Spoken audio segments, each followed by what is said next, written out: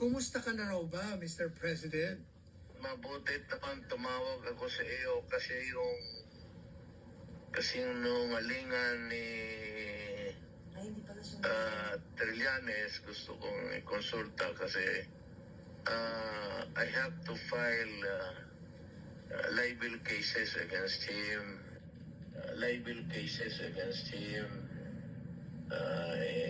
Ikaw mo yung abogado. So, para baka sabihin ng tao totoo. Sabi ko na isang kapiting doon wala. O, totoo yan. Alam niyo, pinapaliwanag ko ngayon dito sa TikTok ko ngayon. Sabi ko nga kung totoo yan, I will ask my daughter to resign as Vice President. At yung anak ko, Mayor, mag-resign dapat. Dapat lang kung totoo. At ako, wala naman akong posisyon. Pero ngayon, para ayaw ko na lang magsalita. Basta ako magpahal ng kaso. Patunayan niya sa korte kung puro ka palastugan na figures. Wrong spelling pa yung ng patuti. Wrong spelling pa. Alin ang wrong spelling? Ano na yung wrong spelling niya? Alin ba? Alin ang wrong spelling doon?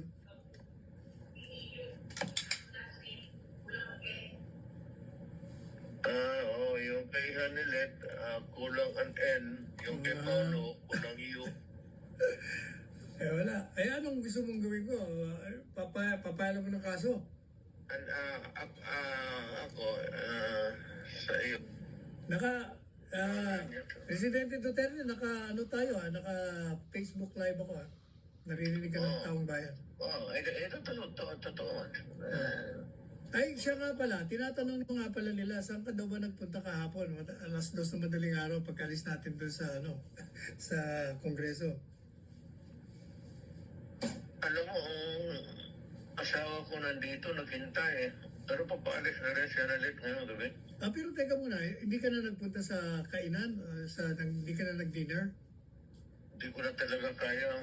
Pero mga ilang oras yun, 12 hours para. Anong 12 hours? Hindi lang 12 hours yun, 14 hours. 14 hours? 14, kasi nag-umpisa tayo ng alas 10, natapos tayo alas 2 sa madaling araw. Paano? Di 14 hours. Hindi ko akalain na sa edad ko na ito, kaya ko pa rin maglagalag.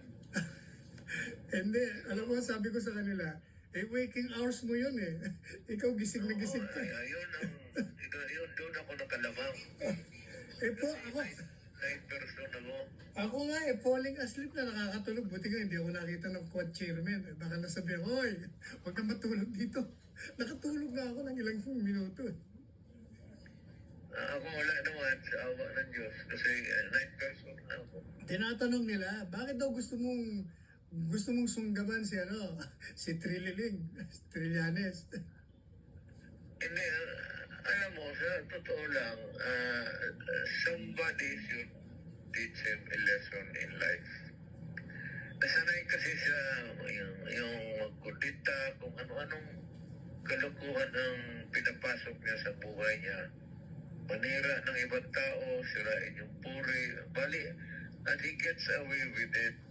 Now, it's about time na kailan bigyan siya ng leksyon.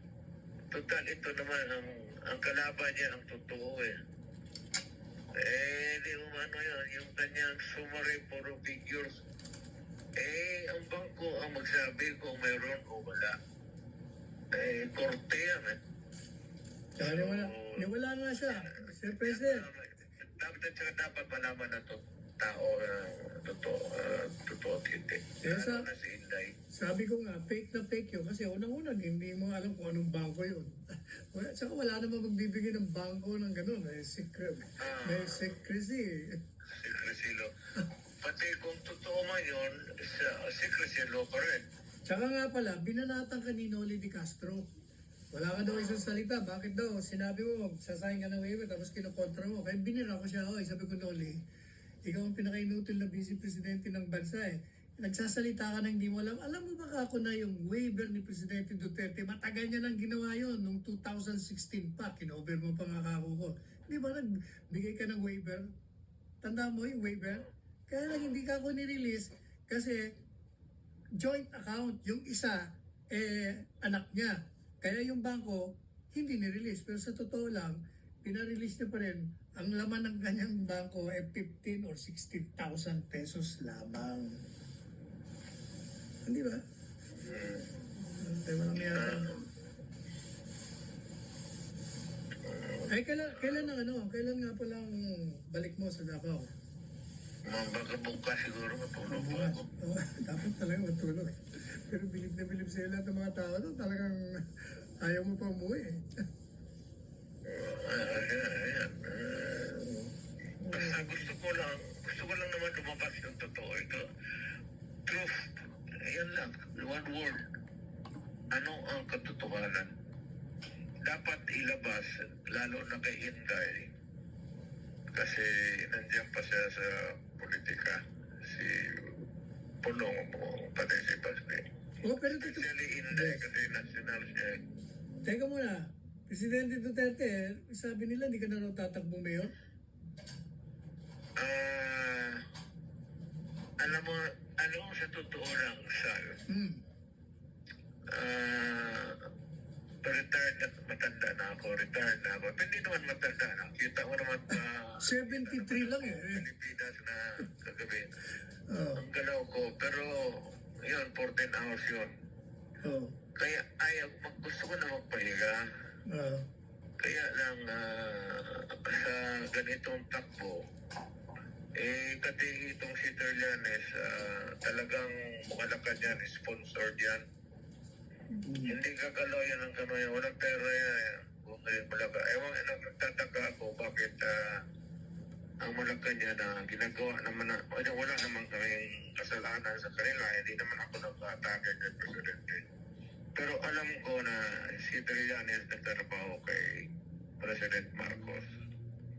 So, pagka ganon, mapipilitan akong tatabo uli ng mayor. So, balang araw, baka sila o manalo o talo, makikita naman kami sa politika. At tingnan natin kung ano ang sa what lies or what lies ahead in the future.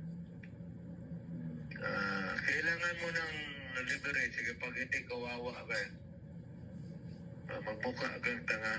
Kagaya ngayon, kung wala kang, kung hayaan mo na ng ganon, totoo matatapos ka sa buhay na ito na ganon ba, pero magduda talaga ng tao. Kaya dapat ang mismo ang mga bangko, pati ang gobyerno magsabi, hindi mo magsabi, hindi ko sila turuan, ilabas lang nila kung anong totoo.